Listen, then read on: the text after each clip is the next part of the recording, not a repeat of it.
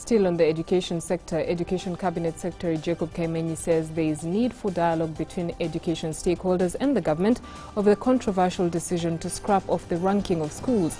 Kaimenyi, however, opposes claims by the Kenyan National Union of Teachers that the education stakeholders were not consulted before issuing the directive.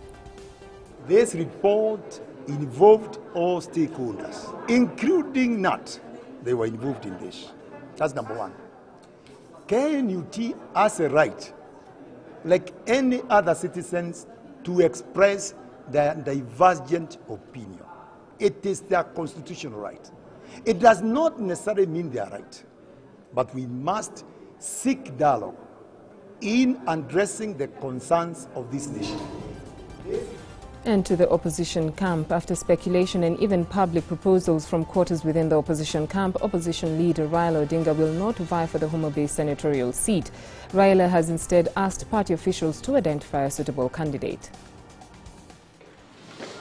CORD leader Raila was returning his verdict to the people of Homabay, who had sent delegation to convince him to vie for the post left vacant after the death of Senator Otieno Kajwang.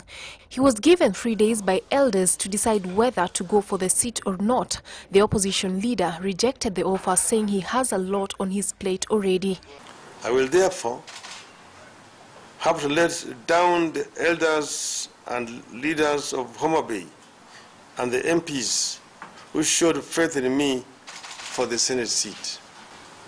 Please allow me to concentrate on your behalf on creating a party machine and a coalition partnership that can keep the government in check and advocate and promote the provisions of services to the Kenyan people, and that can eventually take over power in 2 years' time. Now, the main challenge for the Orange Party is getting the suitable candidate.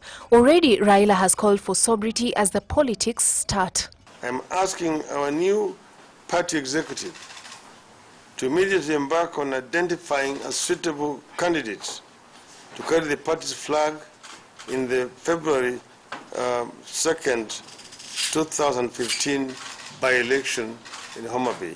4 candidates, that is Philip Ukundi, Silas Jakabimba, Fred Rabongo, and the late Kajwang's brother Moses will go for the seat.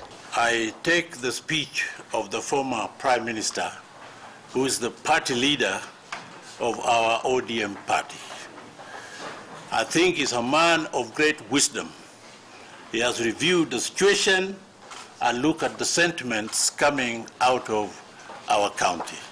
We indeed do celebrate the speed with which Prime Minister Odinga has reverted back to the people of the county of Homabay and the nation at large and the Change Movement family. To me, I take this with great relief, because you can imagine if I was to face the PM in that area, I would have naturally just withdrawn my candidature. The speech by the Right Honorable Prime Minister Raila Odinga is a clear demonstration of leadership and wisdom. We've been campaigning at the grassroots, and the people out there have said that the Prime Minister is not senatorial material. The Prime Minister is presidential material. The by-election will be held next year in February. Political parties will hold nominations on the 19th, while nomination papers will be returned on January 5th and 6th.